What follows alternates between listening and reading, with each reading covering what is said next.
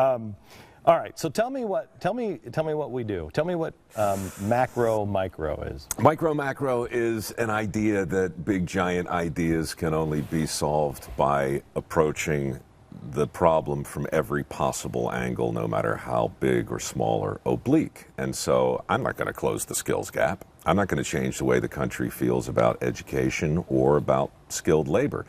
But I'm going to talk about it. The only trade I have worth a damn is what we're doing right now. This is what I do, you know.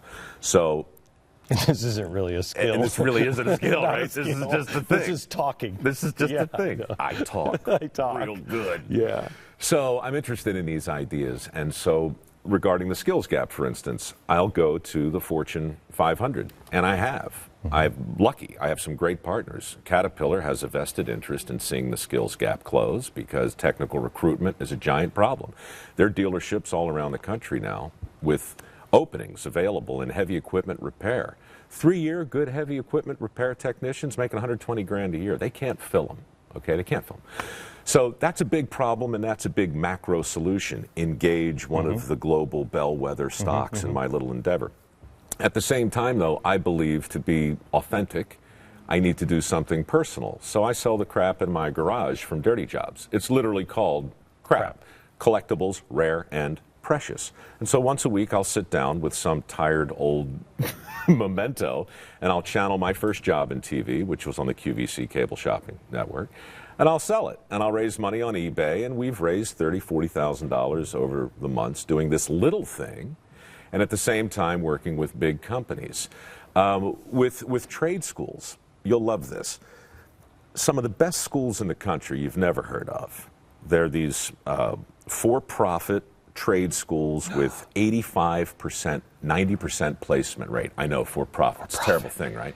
But close your ears. But unlike a lot of big universities, you know, they have to disclose everything. So I went and looked at a few, you know, because I really wanted to know how, for instance, is Midwest Technical Institute helping train more welders, which is one of the great shortages in the country right now. I couldn't believe what I saw.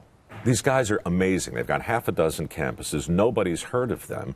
And they're really fighting this Sisyphean task to get guidance counselors to tell students to consider this. So I said, maybe we can help each other. Why don't we give away scholarships specifically for your school, but rather than approach it from an academic or an athletic or a talent or a need-based criteria, why don't we make it about work ethic?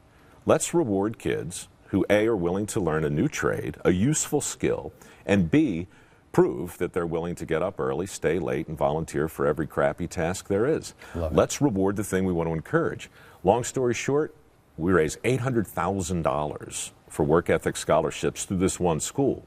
The next school came, Tulsa Welding School, and a refrigeration school in Arizona. They're lining up because somebody now is talking not just about their school, but about their industry.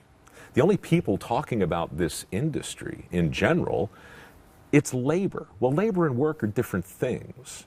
We're trying to celebrate work. And so suddenly... Difference between labor and work? Work is the thing you admire. Labor is the thing you have to do.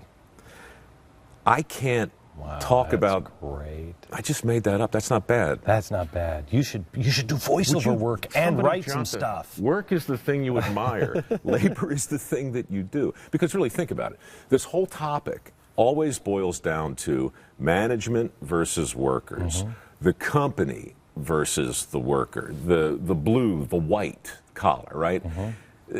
Enough with the color of collars. The way to talk about work is through the context of what are you addicted to? Are you addicted to smooth roads, smooth runways, cheap electricity, indoor plumbing? I am. So if you share my addiction to the fruits of skilled labor, you've got skin in this game, right? And so I think if you start to engage a bigger hunk of people, not just management, not just labor, but if you really start to have a conversation about work and education, about affordability, everybody can take a micro-macro look at this thing. Okay. Whether it's a sweat pledge or the crap in your garage. Okay. And it's just that easy.